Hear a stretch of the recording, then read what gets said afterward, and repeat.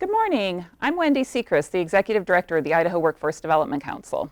And I'm Rod Grammer, President of Idaho Business for Education. Welcome to the 4th Annual Governor's Conference on the Age of Agility, the Future of Work. Last year was the first time we offered a virtual experience, and we discovered that we were able to achieve record participation from all over the state.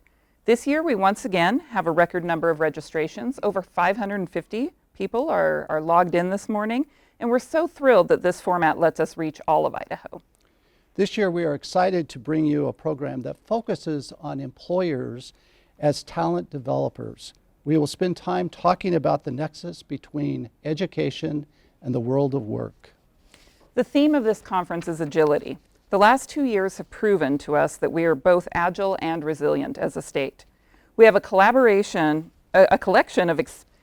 of exceptional speakers today who will inspire us to think about durable skills, the evolution of education, and the great potential for youth apprenticeship in our state. Today's event will feature insights and perspectives from business, education, and policy leaders on what the future of work means for Idaho and what we can do today to start building the prosperity for tomorrow. Before we begin, we would like to thank Governor Little for continuing to support this summit and our partner, Idaho Public Television. I would also like to thank some of our key workforce development collaborators in state government, the Idaho State Board of Education, the Department of Labor, the Department of Commerce, the Division of Vocational Rehabilitation, Idaho Career Technical Education, the State Department of Education, the Department of Corrections, the STEM Action Center, and the Department of Health and Welfare. We all work closely to align efforts to ensure that Idahoans are prepared for careers that meet our employers' needs. One housekeeping item to mention this morning. We hope to answer as many questions as we can from the audience today. If you are on Zoom, please use the Q&A function. If you are using Facebook Live, please use the chat function to send in your questions. And one good thing about a virtual event is that you can get up and walk around. If you get tired, take a break, go to the kitchen or to the break room. Our agenda today will use a live streaming format, which means we have no time limits. When one presenter finishes, we'll start the next one. I really want to thank Idaho Public TV for making its studios available to us today for this great conference.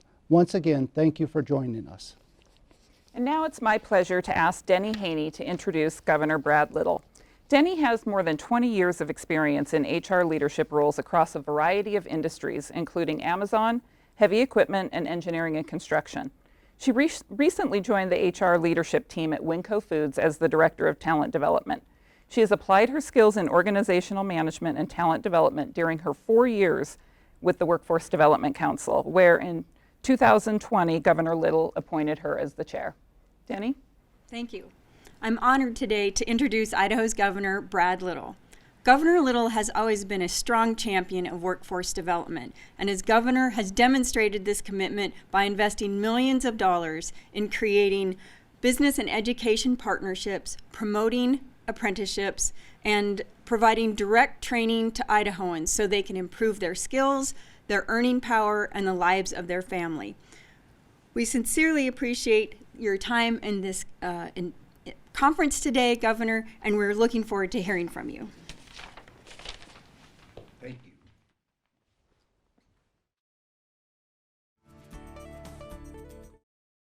you. In this all virtual conference on the future of work in Idaho.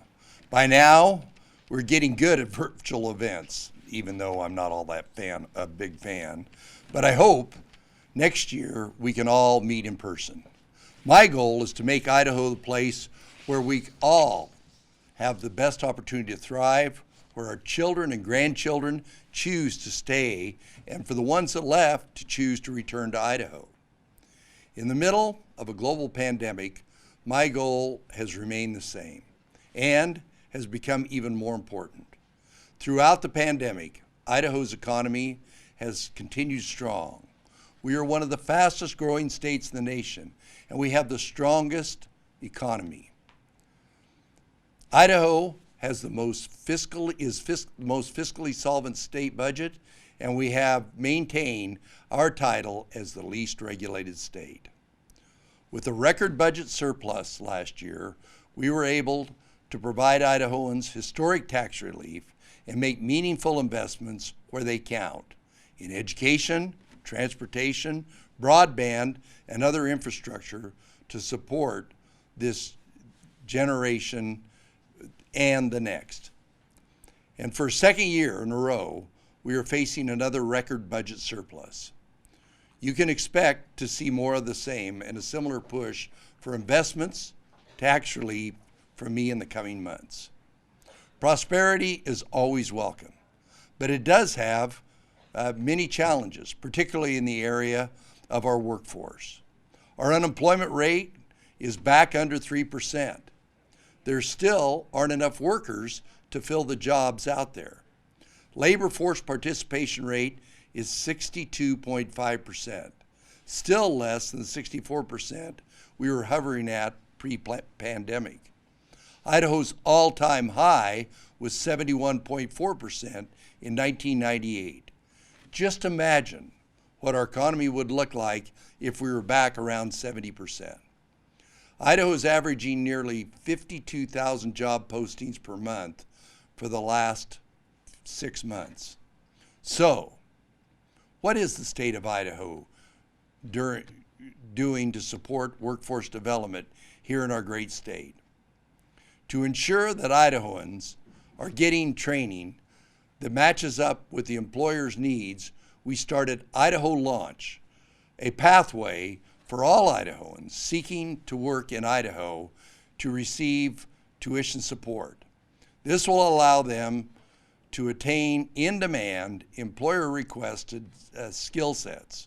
To date, more than 600 Idahoans have participated, many of them seeking CDL training, a role that serves as a backbone of Idaho's economy.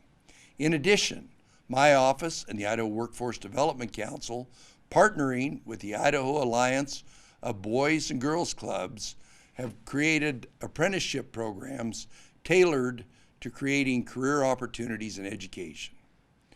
We will be hosting 16 to 24-year-olds who will be hired and trained working with students, all while being paid and earning credit for college or credentials. These apprentices will be working toward becoming a youth development specialist by working with young Idahoans to help them make up pandemic learning loss. It's a great public service that helps students in need while also increasing the number of education professionals in Idaho. Of course, we are maintaining our focus on broader youth apprenticeships in Idaho because it is a key part of moving forward and intentionally shaping our future. We are focused on strengthening the connection between education and a career. Youth apprenticeships offer a post-secondary pathway that allows students to earn while they learn. The Workforce Development Council, Idaho Business for Education, has teamed up with business leaders and partnered with schools to train the next generation of workers. We know that Idaho employers desperately need skilled employees across the state in healthcare, cybersecurity, the trades, manufacturing, transportation, and construction, just to name a few. The types of skills they are looking for are both technical and professional. In fact, trustworthiness, effective communication, and problem solving were the top professional skills across industries. These are the skills learned by doing. The better we align employers and education, the more opportunity we create for our younger generation to stay here and raise their families. As we face more and more changes, education has to stay at the forefront of our priorities, especially literacy. Our most economically challenged and socially challenged students are in the achievement gap, and the pandemic has exacerbated that gap. We want to move them from becoming recipients of government spending to becoming economic contributors and a part of much needed workforce. Increasing workforces for literacy is our best choice to do that. You can expect me to continue my strong push for literacy, especially in the age of COVID.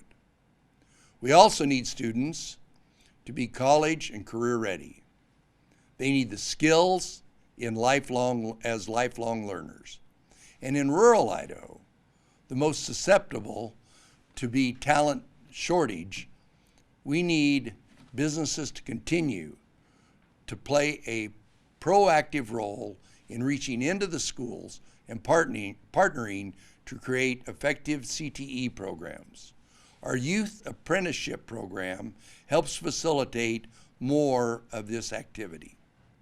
I want to thank industry, the Workforce Development Council, Idaho Business for Education, IACI, and many others for coming up with solutions to our ever-changing workforce needs in the state. We all share a commitment and a common understanding to what is needed to prepare our students to meet the needs of business. The next generation will have to rely on problem solving and adapting more than any other generation before it, and it's our job to prepare them. I need of all of you to keep the momentum going. Now is the time to reaffirm our commitment to invest and coordinate our efforts in this age of ability. Thank you. Governor, thank you for those great remarks and welcome to the age of agility. So we know in Idaho, you drive down every road, you see help wanted signs everywhere. And we know many of our employers are having trouble finding employees. What conversations are you having with employers now, and what are you telling them about workforce development? Well, I even last week, but I've had a series of roundtables around the state with business leaders, and you're right. It's a common hymn that I hear from everybody in the workforce. We see this all over in the fact that when COVID hit, there was a certain trajectory, and a lot of people dialed back on what they were doing, whether it was building houses, whether it was investing, whether it was modernizing. And as you well know, Idaho was one of the fastest recovering, and everybody's struggling to get caught up. I will tell you that some businesses, because they were very proactive before it, these are things you can't do overnight, whether it's an apprenticeship, whether it's what they do with a career technical program in a high school, a community college, or a university. And that's what we need to replicate, those businesses that have a pipeline, that are working on a pipeline, because the ones that have a lot of those help wanted signs are the ones that we intend to help.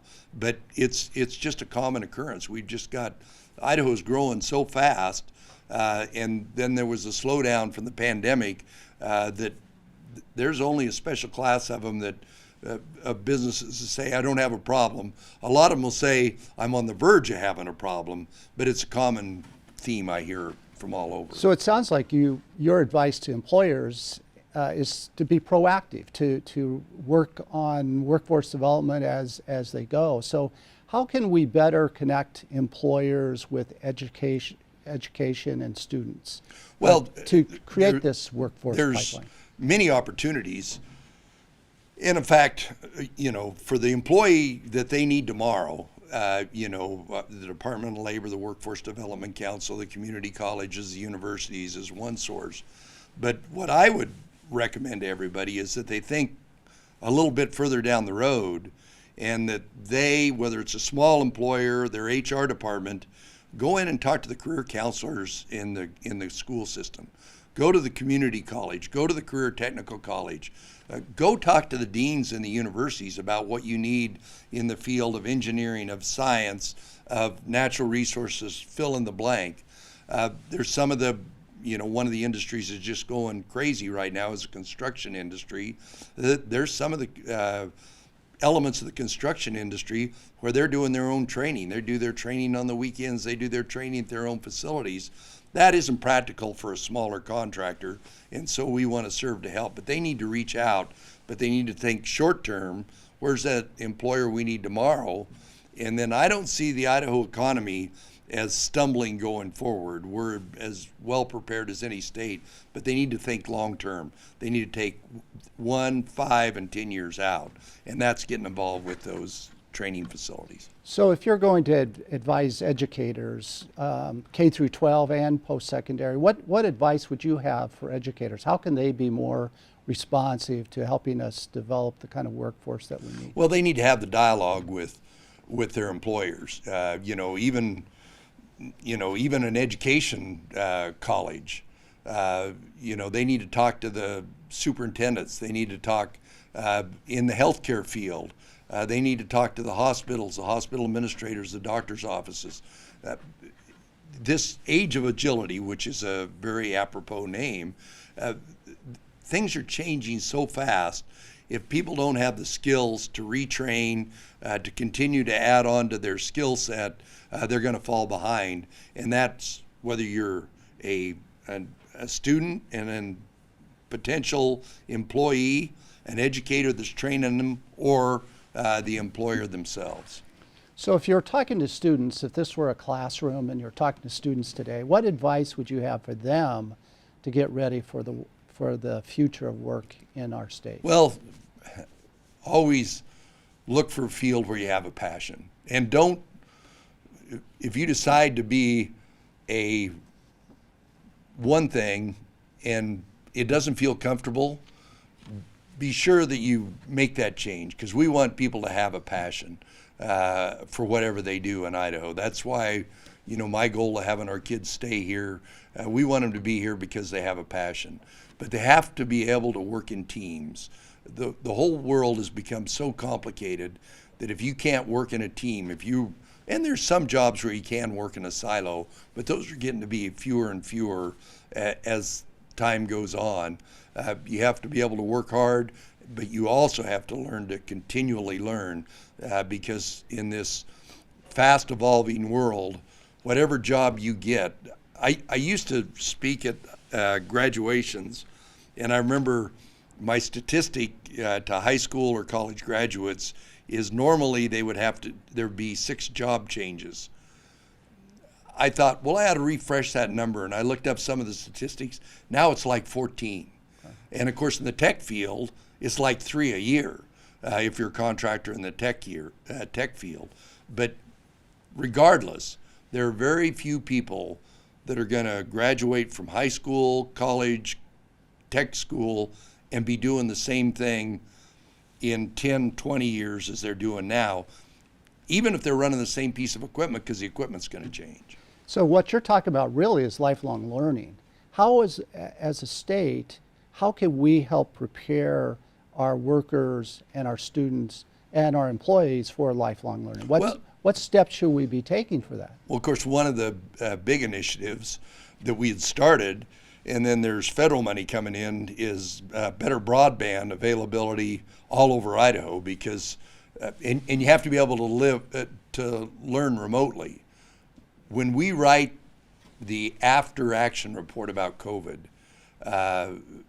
these kids and none of us liked it very well, that had to learn remotely, that skill, those kids that learned how to do that well, that's going to serve them well for the rest of their lives, because it takes a while to be able to self-motivate to do that, to learn remotely. But particularly if you're going to stack skills on top of each other, that's going to be part of it. But that goes also back to working in teams. How do you dialogue with the other people you work with or in the other associated fields to elevate your skill set? But there's lots of people doing it every day. Again, that's why Idaho is one of the fastest growing states. So later this morning, in fact, right after your presentation, we're going to be talking to a couple experts on what we call durable skills. What some people call them life skills. So what do you think, as governor, what are the durable skills that our young people need to have for the future? Well, show up on time, That's a good one. Get along with your fellow employees. Some of the one of the benefits of this labor shortage is employers are starting to reach down and pick up younger and younger people, whether they're working at a restaurant, and even the most menial job that teaches you to show up on time, get along with the fellow employees, learn a skill, work with the public. Those are skills that are applicable from the lowest job in a company to the CEO. Those are all skills that are important. And of course, always learn to work hard. Well, one of the things in Idaho right now is you talk to economic development people, local government people, employers. Housing seems to be a real issue here in Idaho. So what is the connection between our housing issue and workforce and the economy? And what can we do about that? What are some of the things we can do? Well, there's no question there's a big nexus between the two of them right now. A lot of communities, they're just that, there was a slowdown when the slowdown happened. And then so many people have moved to Idaho that are working remotely for a company in 3 or 4 states away, or perhaps even around the globe, and they're taking some of our available housing. And if they're making a good living and adding to the community, more power to them. I continue to ask mayors, and because a lot of it's relative to cities, about what can we do. We can do some things in the area of helping bridge financing for affordable housing. Idaho's got one of the most robust manufactured housing groups of businesses in the entire United States, where we're solving the housing problem in other states and building those houses, some of them fully roboticized, right here in Idaho. There are 100 different solutions to it. The one thing I worry about is if we have a spike in interest rates, the people that don't have houses now are going to have a hard time getting into them. We've seen some flattening of the appreciation in houses, but I really worry about young people being able to buy a house. That's one of the reasons we did the first-time home buyers savings account. But the problem is the savings rate isn't keeping up with the appreciation in housing, but it's not sustainable at this level. It is going to flatten off. And communities, employers are going to have to work together. Some employers have gone out and are building housing. That's how they're luring employees in, is they're building the housing. They're even building subdivisions. Some of them are building, apartment complexes for their employees. There's going to be a lot of solutions to it, but we readily recognize it's a problem. From the state's perspective, from your perspective, what is the best ROI we can apply to workforce development in Idaho? Where should we be investing to create the workforce we need? Well, it's not the same everywhere, but the one thing that we will advocate for is using some of our one-time money to build daycare capacity. Because if you look at that participation rate that I just talked about a minute ago, we know part of that are parents that are staying home, whether they're taking care of their kids or whether they're taking care of elder care. And we think we can take some one-time money and build some capacity, and then employers, large employers can sponsor it, smaller employers can aggregate together to where we have better daycare. But we know if I want to get the participation rate, that's something we're going to have to address. Well, Governor, thank you for being with us today. Really appreciate it, and thank you for answering a few questions. And good luck as you keep working on workforce development here in Idaho. We really appreciate your support for that. Thanks, Rod. So we also want to thank Idaho Public TV again for hosting this conference for us from its studios in Boise. And we encourage you to watch a half-hour special that Idaho Public TV will be producing. It'll air November 1st. And then that will be followed by a panel discussion with 4 Idaho legislators about workforce development. Today we will continue to answer your questions, so keep sending those in. If you are on Zoom, just a reminder, use the Q&A function. If you are using Facebook Live, please use the chat function for your questions.